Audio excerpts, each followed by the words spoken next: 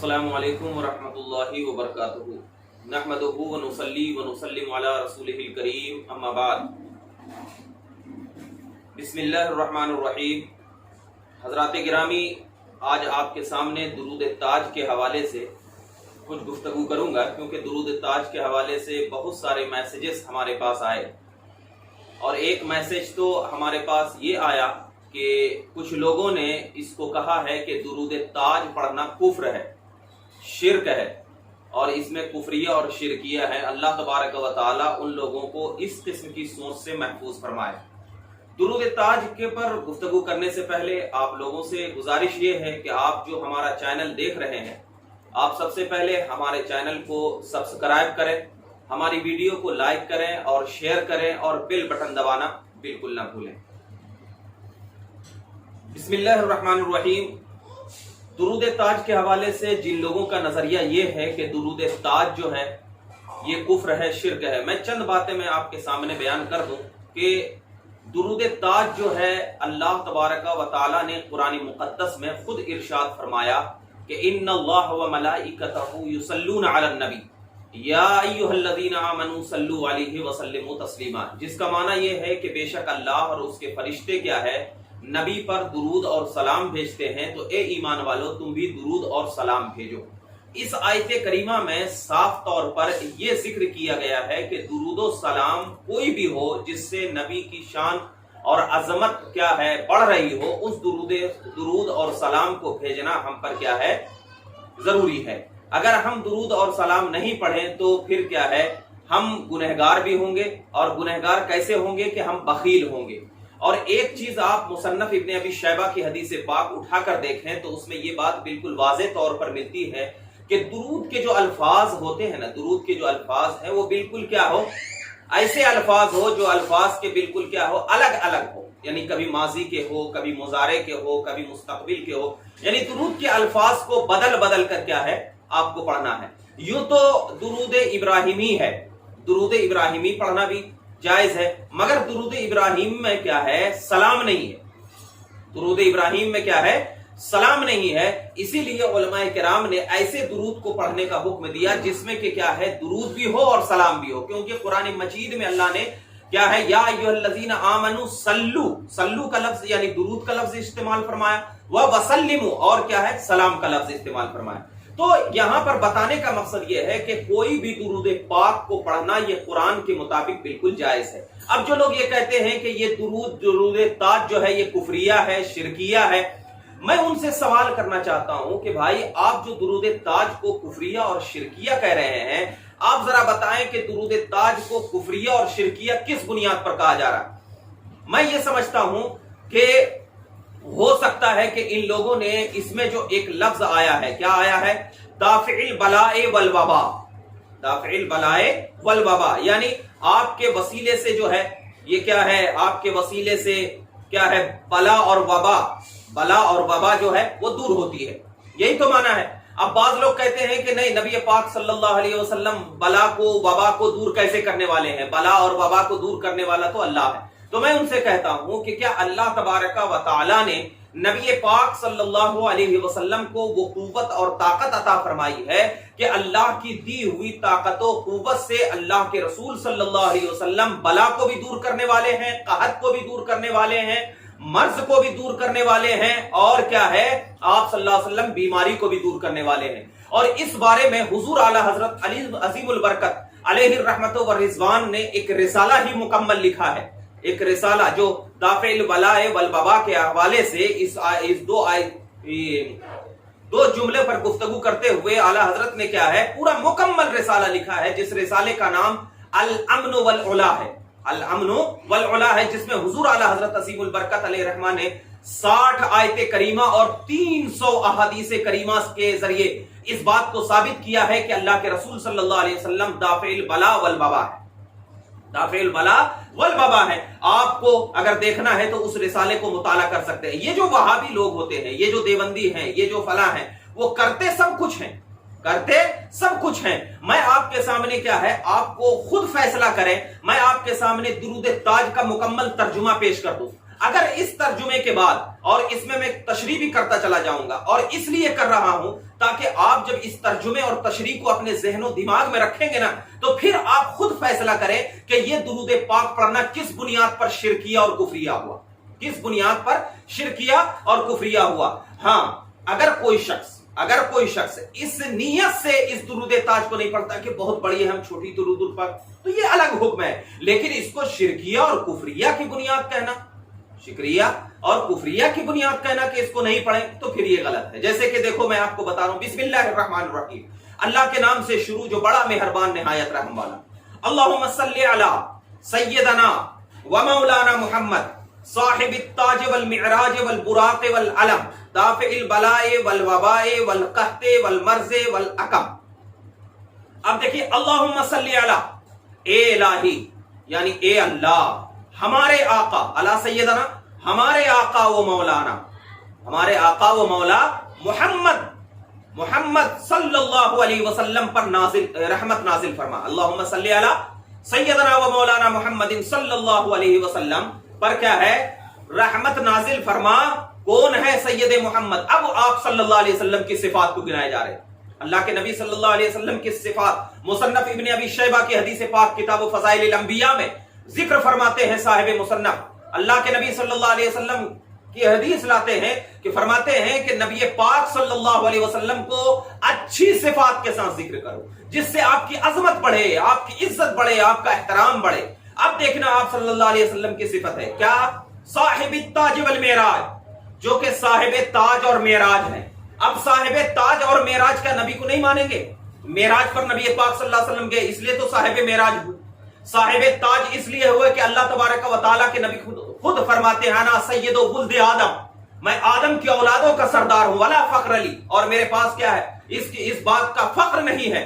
والبراق، جو صاحب تاج ہیں، معراج ہیں اور براق والے ہیں، یعنی براق پر چڑھ کر گئے نا، والعلم، اور جھنڈے والے ہیں۔ خود نبی پاک صلی اللہ علیہ وسلم فرماتے ہیں کہ قیامت کے دن میرے ہاتھ میں جھنڈا ہوگا، تمام انبیاء میرے جھنڈے کے تلے ہوں گے، یہ خود نبی پاک صلی اللہ علیہ وسلم فرماتے ہیں۔ اس کے بعد آپ صلی اللہ علیہ وسلم کی صفات ہے دافع البلاء والوباء، اور جن کے وسیلے سے بلا اور وبا، والمرض اور مرض، والاکم، اور کوڑ کیا ہے؟ دور ہوتا ہے۔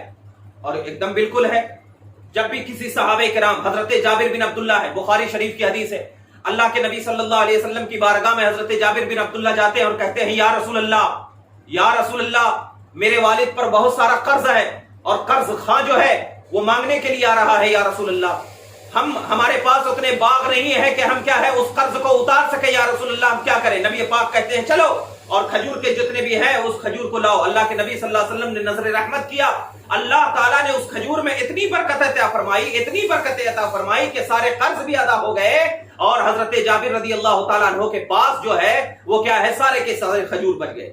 حضرت قتادہ کی حدیث ہے، آنکھیں نکل گئی تھی، نبی پاک صلی اللہ علیہ وسلم نے آنکھیں لگا دیا۔ تو یہ کیا ہے؟ یہ اختیار نہیں تو اور کیا ہے؟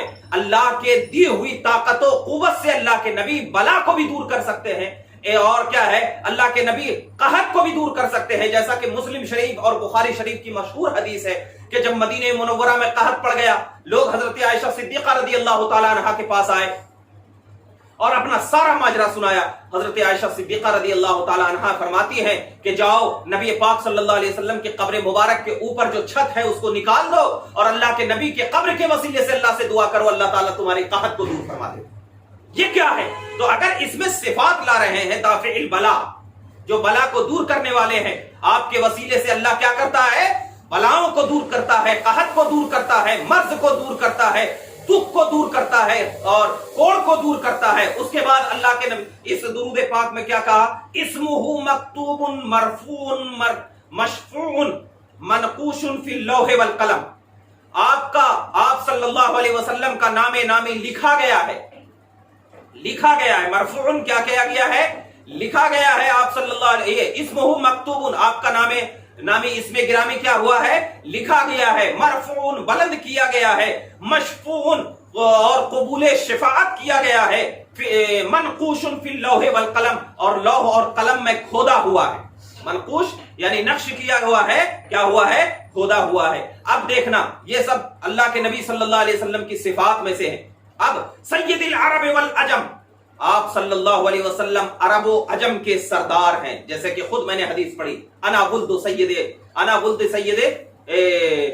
سید ولد آدم ولا فخر علی، کہ میں آدم کے اولاد کا کیا ہوں، سردار ہوں، اور مجھے اس میں کیا ہے، کسی قسم کا کوئی فخر کی بات نہیں ہے۔ تو آپ صلی اللہ علیہ وسلم عرب کے بھی سردار ہیں، اور کیا ہے، آپ صلی اللہ علیہ وسلم کیا ہے، عجم کے بھی سردار ہیں۔ اور کیسے سردار ہیں؟ اس لیے کہ قریش میں سرداری ہوئی ہے، اور قریش میں جب سرداری ہوئی ہے تو آپ صلی اللہ علیہ وسلم کو عرب کا بھی سردار اور عجم کا بھی سردار کہا گیا۔ اب دیکھنا، جسمہ مقدس معطر مطہر منور فی البیت والحرم، آپ صلی اللہ علیہ وسلم کا جسم نہایت مقدس ہے، مقدس ہے، معطر خوشبودار ہے، مطہر پاکیزہ ہے، منور اور خانہ کعبہ حرم پاک میں منور ہے۔ اب ذرا دیکھنا، خانہ کعبہ اور حرم پاک میں منور کا مطلب یہ ہے کہ جسمہ مقدس، آپ صلی اللہ علیہ وسلم کا جسم کیا ہے، مقدس ہے۔ کیسے مقدس ہے؟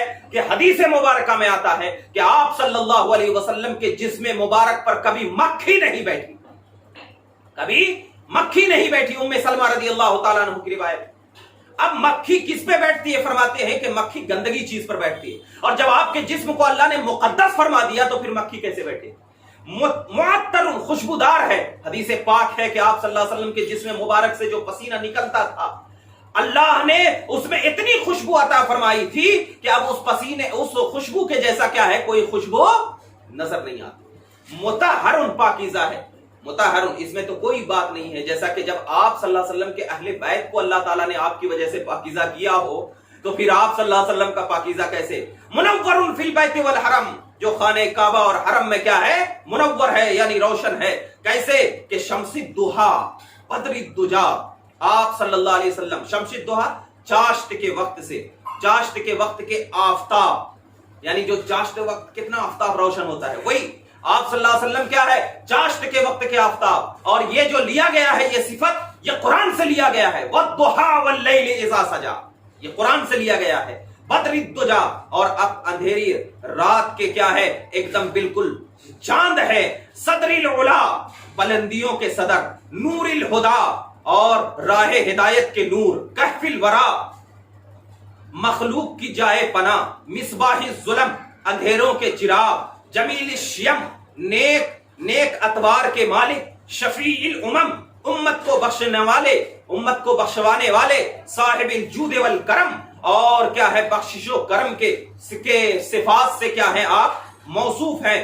اب دیکھنا، یہ سب تمام صفتیں اللہ تبارک و تعالیٰ نے میرے حبیب کو عطا فرمائی ہے، کتنی، اور اللہ کے نبی کو اگر اچھی صفاتوں سے ذکر کیا جائے تو پھر کیا ہے، بالکل اللہ کے رسول کیا ہے، خوش ہوتے ہیں، اور اللہ تبارک و تعالیٰ بھی ہمارے سے خوش ہوتا ہے۔ اب دیکھنا، واللہ عاصمہ، اب تو یہ ہے کہ اللہ آپ کی حفاظت کرنے والا ہے، نگہبان ہے۔ وجبریل خادمہ، اور جبریل آپ کے خدمت گزار ہیں۔ آئے تھے نا معراج کی رات میں نبی پاک صلی اللہ علیہ وسلم کی خدمت کرنے، اور آتے تھے نا اللہ کے نبی صلی اللہ علیہ وسلم کی بارگاہ میں، کئی احادیثیں موجود ہیں۔ والبراق مرکبہ، اور براق جو ہے آپ کی سواری ہے۔ والمعراج سفرہ، اور معراج آپ صلی اللہ علیہ وسلم کا سفر ہے۔ اور سدرۃ المنتہا مقامہ، اور سدرۃ المنتہا آپ کا مقام ہے۔ گئے نا سدرۃ المنتہا، حدیث کے مطابق ہے۔ وقاب قوسین، اور قرب خداوندی میں قاب قوسین جو ہے، مطلوب ہو، آپ کا مطلوب ہے، یعنی جو کعبہ قوسین ایک جگہ ہے وہ آپ کا مطلوب ہے۔ والمطلوب مقصود ہو، اور مطلوب ہی آپ صلی اللہ علیہ وسلم کا مقصد تھا، یعنی اللہ کے یہاں پہنچنا ہی آپ کا مقصد تھا۔ والمقصود موجود ہو، اور مقصود آپ کا حاصل ہے۔ سید المرسلین، رسولوں کے سردار، خاتم النبیین، اور نبیوں میں سب سے کیا ہے، آخری، شفیع المذنبین، گنہگاروں کے بخشانے والے، انیس الغریبین، مسافروں کے غمخوار، رحمت للعالمین، دنیا کے لیے رحمت ہے۔ جیسے کہ حدیث میں ایک دم بالکل یہ سب جتنی بھی صفات ہے ساری احادیث میں موجود ہے۔ راحت العاشقین، عاشقوں کے دلوں کی دھڑکن، عاشقوں کے دلوں کی دھڑکن، یعنی عاشقوں کی راحت، کہ کوئی عاشق نبی پاک صلی اللہ علیہ وسلم کو پکار دے، جیسا کہ پوچھو حضرت ابو بکر صدیق سے کہ یار اے ابو بکر صدیق، آپ کو چین کیسے آتا تھا؟ قرار کیسے آتا تھا؟ تو حضرت ابو بکر صدیق کہتے ہیں کہ میں نبی کے چہرے کو دیکھ لیتا چین ہو جاتا. حضرت عمر کہتے ہیں میں نبی کے چہرے کو دیکھ لیتا چین ہو جاتا. حضرت عثمان کہیں گے میں نبی کے چہرے کو دیکھ لیتا چین ہو جاتا. حضرت علی کہتے ہیں میں نبی کے چہرے کو دیکھ لیتا چین ہو جاتا. اور حضرت خالد بن ولید کہتے ہیں کہ میں نبی پاک صلی اللہ علیہ وسلم کے چہرے مبارکہ کو دیکھنے کے بعد میرے دل میں اتنا سکون ہوتا کہ دنیا کی ساری نعمتیں میں نبی کے قدموں میں نچھاور کر دیتا. اور ایسا محسوس ہوتا تھا کہ اللہ کے نبی کے چہرے میں دل کا سکون اور چین اور قرار ہے. وہی چیز لایا گیا. راحت العاشقین، عاشقوں کے لیے راحت. مراد المشتاقین، مشتاقوں کی مراد. اور اس کے بعد شمس العارفین، اور شمس العارفین مشتاقوں کی مراد، اور شمس العارفین اور خدا کے چاہنے یعنی عارفوں کے لیے آفتاب ہے. یعنی جو خدا کو چاہنے والے ہیں نا اس کے لیے آفتاب ہے. سراج السالکین، راہ خدا پر چلنے والوں کے لیے چراغ ہے. سراج منیرہ کا لفظ قرآن نے کہا ہے نا، سراج المنیرہ کا لفظ قرآن نے کہا. مصباح المقربین، مقربوں کے راہ نما. محب الفقراء والغرباء والمساکین، اور کیا ہے غریبوں اور مسکینوں سے محبت رکھنے والے. اور سید الثقلین، نبی الحرمین، جنوں انس کے سردار. نبی پاک نے فرمایا کہ سب کا ہمزاد ہوتا ہے لیکن اللہ نے میرے ہمزاد کو مجھ پر ایمان لا دیا. یعنی وہ ہمزاد کیا ہے؟ مجھ پر ایمان لے آیا. اور جن کے بھی سردار ہیں اور انسانوں کے بھی سردار ہیں. یہ میرے آقا صلی اللہ علیہ وسلم کی صفات ہے. نبی الحرمین، حرمین کے نبی. امام القبلتین، دونوں قبلے یعنی بیت المقدس اور کعبہ کے پیشوا. یعنی پہلے رسول پاک صلی اللہ علیہ وسلم کعبہ کی طرف نماز پڑھتے، پھر اس کے بعد آپ صلی اللہ علیہ وسلم جب مدینہ گئے تو مسجد اقصی کی طرف نماز پڑھنے لگے. پھر اللہ کے نبی صلی اللہ علیہ وسلم کو اللہ تبارک و تعالی نے فرمایا فَإِنَّمَا تَوَلُّوا فَثَمَّ وَجْهُ اللَّهِ، جدھر تم رخ کرو گے اللہ کو پاؤ گے. لیکن اے محبوب، آپ کے چہرے کو ہم کیا ہے بار بار آسمانوں کی طرف اٹھنا دیکھ رہے ہیں. آپ اپنے چہرے کو بیت المقدس سے کیا ہے حرم کی طرف پھیر دو، کعبے کی طرف پھیر دو. تو یہ سب ایک دم بالکل نبی پاک صلی اللہ علیہ وسلم کی صفات کو ذکر کیا گیا ہے. اب دیکھنا اللہ کے نبی صلی اللہ علیہ وسلم کی صفات کو ذکر کرنے کے بعد وسیلتنا فی الدارین، اور دنیا و آخرت میں ہمارے وسیلہ ہیں. یہی تو ہے نا، کل قیامت کے دن کس کے وسیلے سے اللہ تبارک و تعالی جنت میں داخل فرمائے گا گنہگاروں کی. اعلیٰ حضرت فرماتے ہیں کیا ہی ذوق افزا شفاعت ہے تمہاری واہ واہ، قرض لیتی ہے گناہ پرہیزگاری واہ واہ. یعنی یا رسول اللہ، آپ کے وسیلے سے ہم گنہگاروں کو اللہ تبارک و تعالی جنت میں داخل کرے گا. وہی چیز ہے وسیلتنا فی الدارین، یعنی آپ دنیا و آخرت میں ہمارے وسیلہ ہیں. اور صاحب کعبہ قوسین، جو مرتبہ کعبہ قوسین پر فائز ہے، محبوب رب المشرقین، دو مشرقوں اور دو مغربوں کے رب کے محبوب ہیں. جیسے کہ اللہ نے فرمایا رب المشرقین والمغربین، اللہ تعالیٰ دونوں مشرق اور دونوں مغرب کا رب ہے. تو اب یہ دو مشرق والے اللہ اور دو مشرق مغرب کے رب کے محبوب کون ہیں؟ نبی پاک صلی اللہ علیہ وسلم. نبی پاک صلی اللہ علیہ وسلم. اس کے بعد اللہ کے اس میں فرمایا گیا جد الحسن والحسین، جد امام حسن اور امام حسین کے جد امجد مولانا و مولا الثقلین، وہ ہمارے اور تمام جن و انس کے آقا ہیں. وہ ہمارے اور تمام جن و انس کے آقا ہیں. کیا ہے؟ ابی القاسم محمد ابن عبداللہ، جن کا لقب، جن کی کنیت ابو القاسم ہے، نام کیا ہے؟ محمد بن عبداللہ ہے. نور من نور اللہ، اللہ کے نوروں میں سے ایک نور ہے. قد جاءکم من اللہ نور و کتاب مبین، قرآن کہہ رہا ہے تحقیق کیا گیا اللہ کی جانب سے نور اور روشن کتاب. نور من نور اللہ یا ایھا المشتاقون بنور جمالہ، اے نور جمال محمدی کے چاہنے والو، اے نور جمال محمدی کے چاہنے والو، آپ صلی اللہ علیہ وسلم پر، آپ صلی اللہ علیہ وسلم پر، صلو علیہ یعنی آپ صلی اللہ علیہ وسلم پر، وآلہ اور آپ کے آل پر، واصحابہ اور آپ کے صحابہ پر کیا کرو؟ وسلموا تسلیما، درود بھی بھیجو اور سلام بھی بھیجو. میں سارے گروہ وہابیوں کو چیلنج کر رہا ہوں، میں سارے گروہ وہابیوں یہ چیلنج کر رہا ہوں کہ اس میں ایک ایسا لفظ بتا دو جو کفر اور شرک کی طرف لے کر جا رہا ہوں. یہ جو پوری درود تاج ہے، یہ درود تاج ساری کی ساری احادیث میں موجود ہے. دافع البلا میرے آقا، نور میرے آقا، صاحب التاج والمعراج میرے آقا، براق والعلم میرے آقا، دافع البلاء والوباء والقحط والمرض والعقم میرے آقا، جسمہ معطر مطہر منور، یہ سب میرے آقا صلی اللہ علیہ وسلم کی شان ہے۔ شمس الدہا ہے، بدر الدجا ہے، نور الہدا ہے، صدر العلا ہے، کہف الورا ہے، مصباح الظلم ہے، شفیع الامم ہے، جمیع الشفم ہے، یہ سارے کے سارے نبی پاک صلی اللہ علیہ وسلم کی صفات ہیں۔ اب یہ لوگوں کو بہکانے کے لیے کہا جا رہا ہے۔